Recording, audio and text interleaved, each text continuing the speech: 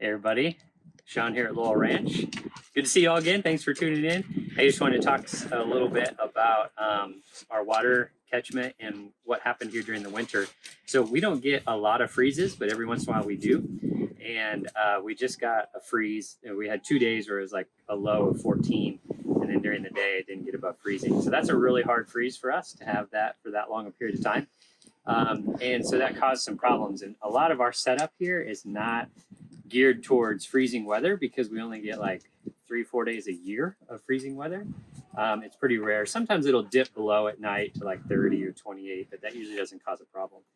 So one of the things on the water tanks is we have this first flush diverter. And the idea here is that any water that comes off from a rain fills up this tube first, and then the overflow goes in. What that does is if there's anything on the roof, you know, some of the dirt, leaves, poop, whatever it is, we catch all that first, and then the excess goes in. And these first flush diverters can be a lot bigger. It can even be a separate tank. But I just have a 4-inch drain pipe.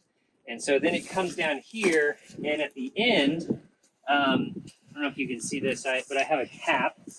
And then in this cap, there's a hole. Let's see if I can get this off. Sometimes it's hard to get off, but the cap is not 100% tight. And you can see I had a hole down here with a screw in it, and that just lets the water come out slowly. And you can see the ground's wet here from where it comes out. And that way, like as soon as it starts raining, it's draining out the bottom, but it's okay. It's raining a lot faster than what it's draining out the bottom.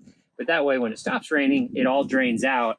And then occasionally I can undo this clean out here and clean out any debris. So you can see there's a little bit of water in there coming out, so it hadn't all fully drained, but the whole thing was not filled. If this whole thing was filled and I took that cap off, it would just come gushing out of there. But no debris to clean out of there. A little bit of ice in the bottom, but it wasn't full, so it didn't, fully fill up with ice. So sometimes I take that screw out just so it can drain fully, but there really wasn't a lot in there for the cleanup. So let me show you what happened over here.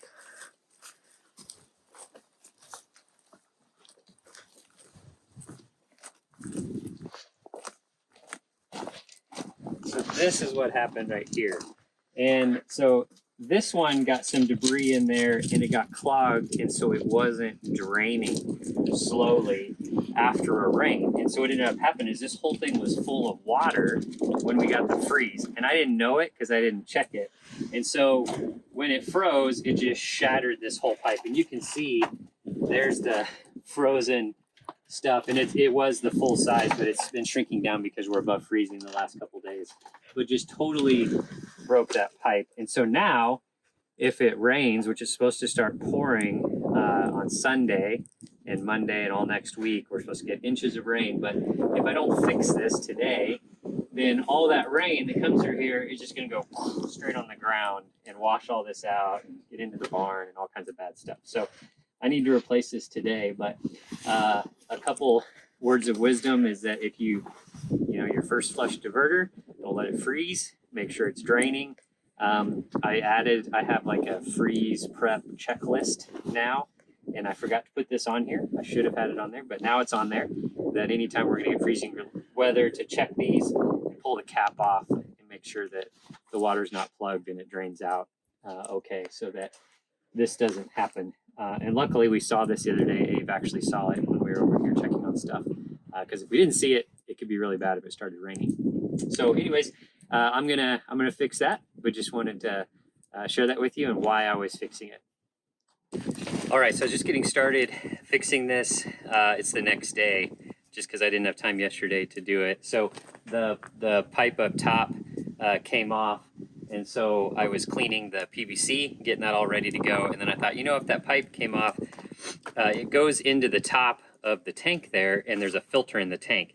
And I thought, well, let me check it, because remember that that first flush diverter is supposed to catch all the debris, but then it's supposed to drain. So every time it rains, the dirt and debris is supposed to go into there, not into the tank.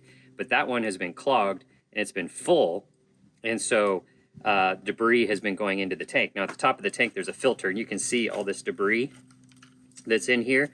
This shouldn't have been here, it should have gone into the first flush diverter, but since it was frozen and filled with water, that wasn't happening. So thought it was a good time to take this off and clean it out real quick, and then we'll put it back together.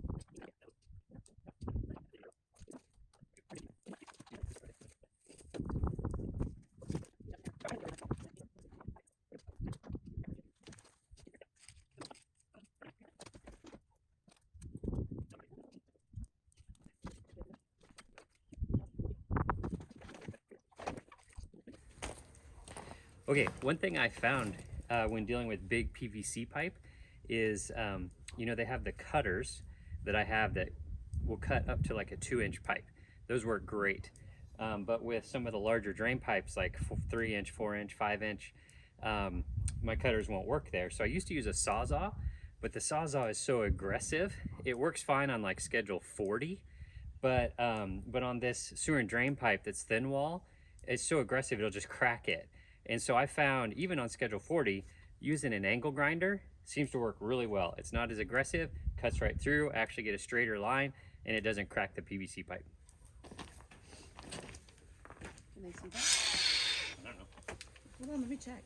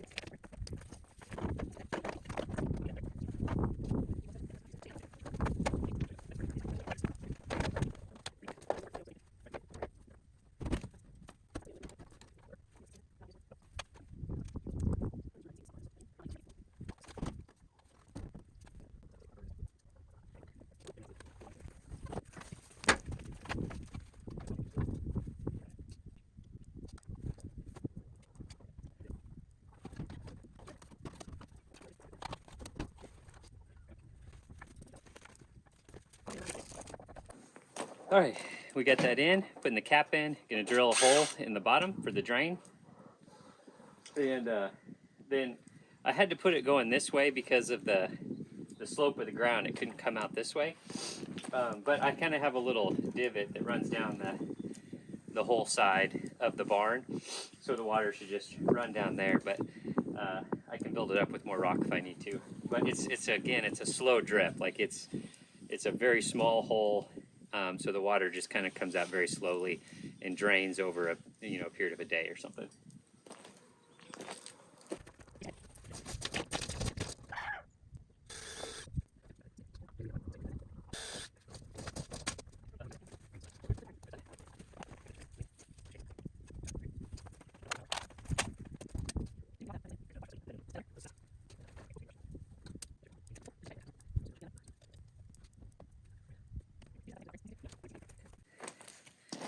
All right, all fixed, ready to go for the next rain.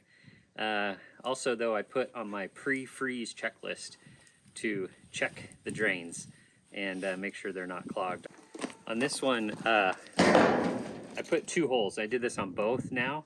Put one on the bottom, which is the main drain, and then I put one kind of towards the top.